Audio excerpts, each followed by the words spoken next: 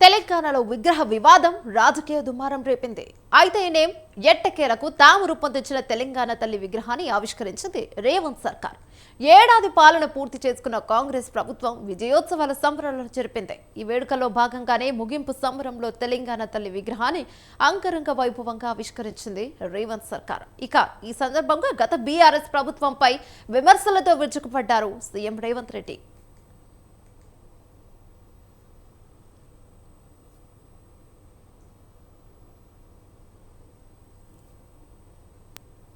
మిత్రులారా, కొద్దిమందికి బాధ ఉండొచ్చు, ఆవేదన ఉండొచ్చు, దుఃఖం ఉండొచ్చు. మా ఆలోచనలు, మా కుటుంబ గుర్తింపు, మా రాజకీయ పార్టీ మనుగడకు ఈ నిర్ణయాలు ప్రమాదకరంగా మారుతున్నాయని అనుకోవచ్చు. కానీ ఒక వ్యక్తి కోసమో, ఒక కుటుంబం కోసమో, ఒక రాజకీయ పార్టీ కోసమో తెలంగాణ రాష్ట్రం తెచ్చుకోలేదు. 4 కోట్ల తెలంగాణ ప్రజలు ఏ స్వేచ్ఛ కోసం, ఏ ప్రజాస్వామిక పరిపాలన కోసం, ఏ బహుజనుల యొక్క ఆత్మ గౌరవాన్ని ప్రపంచానికి చాటి చెప్పడం కోసమే ఈ తెలంగాణ రాష్ట్రం తెచ్చుకున్నాం. అందుకే తెలంగాణ పరిపాలన గుండెకాయ లాంటి సచివాలయంలో ఈరోజు తెలంగాణ తల్లిని మనం ప్రతిష్ఠించుకోవడం జరిగింది. ఇది ఒక గొప్ప అవకాశం. భవిష్యత్తులో ఈ నమూనాను మార్చాలన్నా, ఈ కార్యక్రమాన్ని ఎవరైనా అవమానించాలన్న ఆలోచన చేస్తే చట్టపరంగా వాళ్ళ మీద చర్యలు తీసుకునే అవకాశం కూడా ఉంటుంది. అందుకే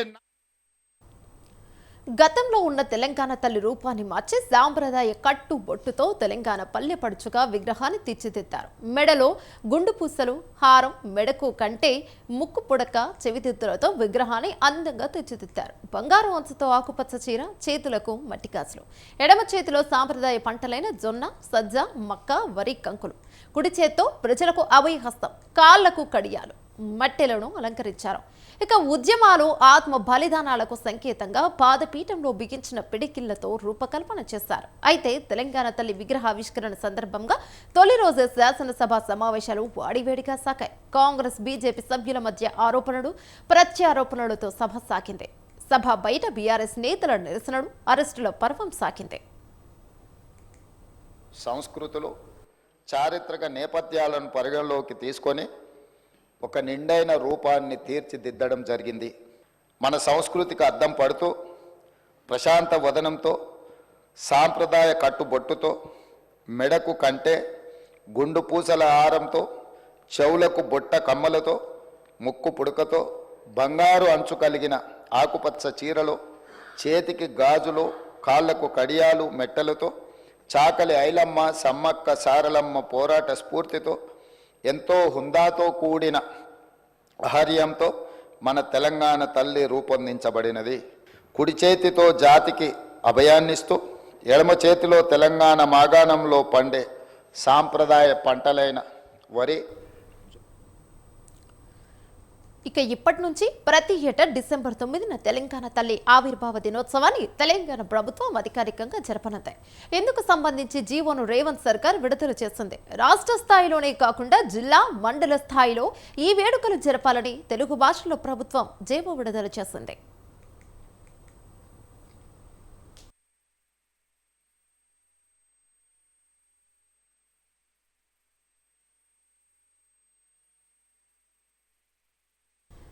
మరోవైపు తెలంగాణ తల్లి విగ్రహాన్ని మార్చడంపై బీఆర్ఎస్ తీవ్రంగా వ్యతిరేకిస్తోంది. తొలి మలిదశ ఉద్యమంలో మహిళలు భక్తి శ్రద్ధలతో ఆరాధించే బతుకమ్మ ఫోటో లేకపోవడం, అధికార పార్టీకి ఎన్నికల చిహ్నంగా ఉన్న హస్తాన్ని చూపించడం ఏంటని ఫైర్ అవుతున్నారు. దేవతలా ఉండాల్సిన తెలంగాణ తల్లి సాధారణ మహిళగా కనిపించడంపై అభ్యంతరం వ్యక్తం చేస్తున్నారు. కేసీఆర్ ఆనవాళ్లను అంతమొందించే కుట్రేనంటూ ఆరోపించారు గులాబీ నేతలు. మరోవైపు తెలంగాణ తల్లి చేతిలో బతుకమ్మ ఉండాల్సిందని బీజేపీ నేతలు కూడా తమ అభిప్రాయాన్ని వ్యక్తం చేశారు. భవిష్యత్తులో ఇలాంటి పెద్ద నిర్ణయాలు, మార్పులు చేసేటప్పుడు విపక్షాల అభిప్రాయాలు కూడా తీసుకోవాలన్నారు పాయల్ శంకర్. తర్వాత తెలంగాణ తల్లి విగ్రహాన్ని చూస్తే, మన ఇంట్లో తల్లిని రోజు ఏ రకంగా చూసుకుంటే, ఆ రూపాన్ని మన మదిలో తలుచుకుంటే ఒక రకమైనటువంటి ఆనందం వస్తుందో, ఆ రకమైనటువంటి ఆలోచన కలగాలన్నటువంటి గొప్ప ఆలోచనతోనే ఈ యొక్క తెలంగాణ తల్లి మార్పును చేసినామని గౌరవ ముఖ్యమంత్రి గారు చెప్పారు. 2014 దాకా తెలంగాణలో వందల వేల చావులకు కారణమైనారో, ఎవరైతే తెలంగాణ ఉద్యమాన్ని అడుగడుగున కర్కశంగా తొక్కే ప్రయత్నం చేసినారో వాళ్ళు ఇవాళ